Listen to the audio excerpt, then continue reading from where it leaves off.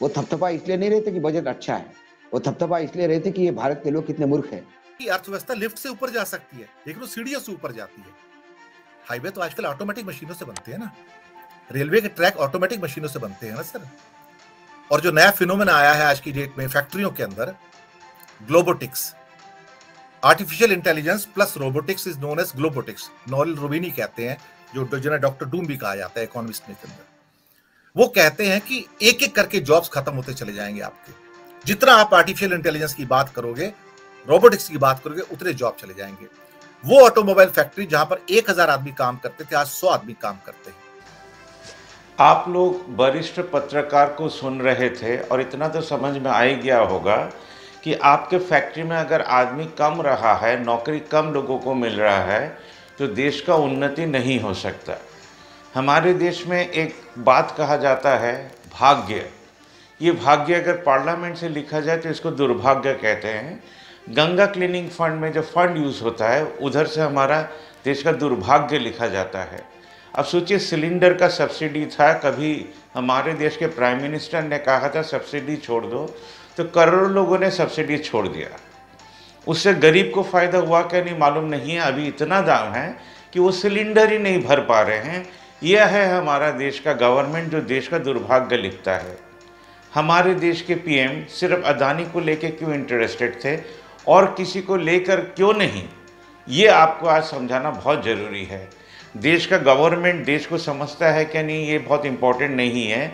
अगर आप ये इंटरव्यू पूरा देख लें, सबसे ज़्यादा इंटरेस्टिंग पार्ट जो है वो है आपको देश के बारे में कुछ इंटरेस्ट है भी क्या नहीं।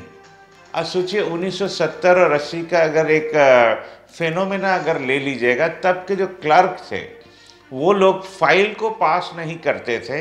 यूनियन का कहना था कि अगर हम लोग फाइल पास ही कर देंगे तो हमारे लिए नेक्स्ट दिन कोई काम नहीं होगा, हमारा नौकरी चला जाएगा। वो अपना नौकरी बचाने के चक्कर में देश का दुर्भाग्य लिखते रहे। मैंने जो भी फाइल जमा पड़ा होगा उसमें काफ़ी सारे फैक्ट्री होंगे, काफ़ी सारे स्टार्टअप्स होंगे, काफ़ी सारे कुछ कुछ होंगे जिससे आज बहुत कुछ हो सकता था। उन लोगों ने फाइल पास नहीं किया। ये फिनोमेना के कारण बीजेपी का गवर्नमेंट आज कहता है कि जो सेंट्रल के एम्प्लॉई हैं, जो स्टेट के एम्प्लॉई हैं, इनसे कुछ होगा नहीं, इसलिए सब कुछ बेचकर कॉरपोरेट के हाथ में दे दीजिए। इसलिए आज अदानी इम्पोर्टेंट हो गए हैं। आज आप जब भी बात करते होंगे, या तो आप मोदी जी का भूल पकड़ रहे होंगे या और किसी का भूल पकड़ रहे होंगे, बट आपके पार्टी ऑफिस में बैठकर आपसे कुछ नहीं बन पाता। आज कॉलेज में एक यूनियन, स्टूडेंट्स यूनियन, उनसे कुछ नहीं बन पाता। आज इसी दौर के खेला में देश और गरीब होता जा रहा है और वो बाहर से लोन ले रहा है। इंटरनेशनल मॉनिटरी फंड हमको लोन दे रहा है जैसे आप श्रीलंका के जैसे डूब सकें। चाइना लोन इसलिए दे रहा है कि हमारे देश के जितने टैलेंट हैं उनको वो फाइनेंस करके रख सके और ज़रूरत पड़ा तो देश के बाहर लेके चले जाए। हमारे देश का टैलेंट ऐसे भी अभी बाहर जाके काम करता है बड़े बड़े कंपनी में, क्योंकि देश में नौकरी नहीं है। तो make in India, startup India, digital India, हर जगह इंडिया का एक ही हालत है। जिसको लाख रुपया मिलता था, अभी इस गवर्नमेंट के कारण अभी 7,500 या 9 से 10,000 का नौकरी ज़रूर से मिलेगा, क्योंकि इनको इकोनॉमी चलाना नहीं आया। अब आप कहेंगे, नरेश जी आपको क्या सीतारमन जी से ज़्यादा इकोनॉमिक्स आता है? हमको उतना इकोनॉमिक्स नहीं आता है, हमको सिंपल इकोनॉमिक्स आता है।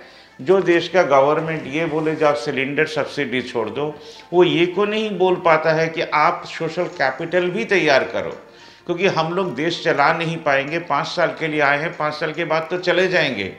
ये तो आपका बड़प्पन है कि हमारा भूल देखकर भी आप लोग हमको वोट देते हैं। तो इसके लिए मेरा कोई क्रेडिट नहीं है, तो इंडियन सिटीज़न का ही क्रेडिट है। बट आप अगर अपने मंदिर में सोचिए, आप मंदिर नहीं जाते होंगे, मस्जिद भी नहीं जाते होंगे, आप सेक्युलर आदमी होंगे, तो ये आदमी के ऊपर किसी को इंटरेस्ट नहीं है, इनको खुद को भी अंदर इंटरेस्ट नहीं है, ये लोग आर्गूमेंट करके ही छोड़ देते हैं। अगर वो अपने क्लब में जाकर पुराना खबर का कागज खाता बुक से 100 रुपया दे भी पाया, सोचिए 2000 आदमी आज दिल्ली के जैसे इंटेलिजेंट जगह में वो 100 रुपया महीने का ही दे रहा हो, तो वो 2 लाख जनरेट करता होगा सोशल कैपिटल। इसका 20% फॉर इंडस्ट्रियलाइजेशन ऑफ इंडिया, मैंने हर घर को सोलर बनाना, इलेक्ट्रिसिटी बिल पूरा ही बचा देना, तो अरविंद केजरीवाल को फ्री इलेक्ट्रिसिटी नहीं देना पड़ेगा, तो वो और कुछ फ्री देंगे क्योंकि वो तो प्रॉफिट भी करते हैं। 20% salary to a committee with 1 YouTuber, माने आप 40,000 आपके पास है किसी को सैलरी देने के लिए, ताकि आपका ये मूवमेंट आगे बढ़ता रहे, nationalism at grass root level भी आ सके। और 60% आप किसी किसान को दीजिए ताकि उसका उत्पादन वो खुद कर सके, फर्टिलाइज़र उसको बाहर नहीं खरीद कर वो अपना खुद कंपोस्ट सार बना सके, और आपके साथ एग्रीमेंट करके चीज़ का दाम माने एकदम फिक्स्ड हो जाए, माने बाजार जैसे शेयर मार्केट नहीं रहे हमारा सब्जी बाजार। आज इंडियन क्लर्क्स जो गवर्नमेंट में नौकरी करते हैं, अभी तक देश हित के लिए वो लोग कोई नेशनल फंड नहीं बना पाए जिससे वो गरीब को सिर्फ कपड़ा देकर हेल्प नहीं करेंगे, गरीब को सरकाने के लिए वो बस्ती बाड़ी जाएंगे, एक एक बस्ती बाड़ी को पकड़ के उसका घर को रिपेयर करके उसके घर में सोलर लगा के आएंगे। हमारे देशवासी देश लेके सोच नहीं पाए, इसलिए 10 पार्टी को ही वोट देते हैं। 1 यूनाइटेड अपोजिशन तब हो पाएगा ना जब इंडियन सिटीजन्स ठीक करेगा जो उसको वोट किसको देना है। तो इस गवर्नमेंट को चेंज करने के लिए आपको और किसी को वोट देना है, बट सिस्टम तो वही रहेगा क्योंकि वो 5 साल के लिए ही आएगा। इसलिए अब की बार हम लोगों को एडुकेटेड लोगों को वोट देना है। अगर इंडिपेंडेंट कैंडिडेट भी खड़ा हो जाए, और हम लोग इलेक्शन कमिश्नर को तो बोल ही रहे हैं 543 आदमी को खड़ा करा दें, हमारे देश के जो एडुकेटेड लोग हैं, जो RBI गवर्नर एक्स होंगे, जो मिलिट्री के एक्स होंगे, जो पुलिस के एक्स होंगे, हो सकता है वो लोग देश हित में काम कर पाए। ऐसा भी कुछ अगर हो सकता तो हमारा देश आगे बढ़ सकेगा, वरना इंटरनेशनल मॉनिटरी फंड के ट्रैप में वो पड़ता ही रहेगा। वो जो बोलेंगे उसी के लिए देश चलेगा, बाद बाकी तो हम लोग थपथपाते रहेंगे, हमारे PM के जैसा देश डूबता रहेगा, जैसे पहले भी डूबता था किसी और नाम से। आत्मनिर्भर से अगर नहीं डूबा तो कल कोई आत्म भारत के नाम से डूबेगा। भारत मतलब इंडियन सिटीजन्स है, अगर वो जागे, अगर वो सोशल कैपिटल बनाए, तभी जाके भारतवर्ष से घूम सकता है। नौकरी किसान देगा, पार्लियामेंट से कोई PM नहीं, ना कोई होम मिनिस्टर, ना कोई फाइनेंस मिनिस्टर, ना कोई कॉरपोरेट हेड। उधर नौकरी कम रहा है। This is time to rethink again. If you are thinking about India, think about किसान।